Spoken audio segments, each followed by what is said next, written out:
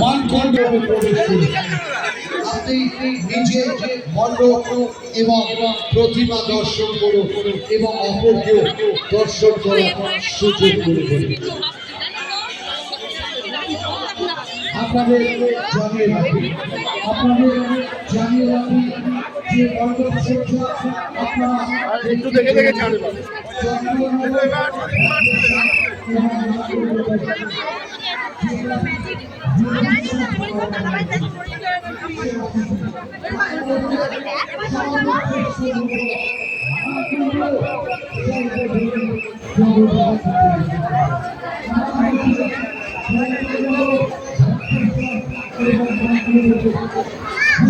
আমি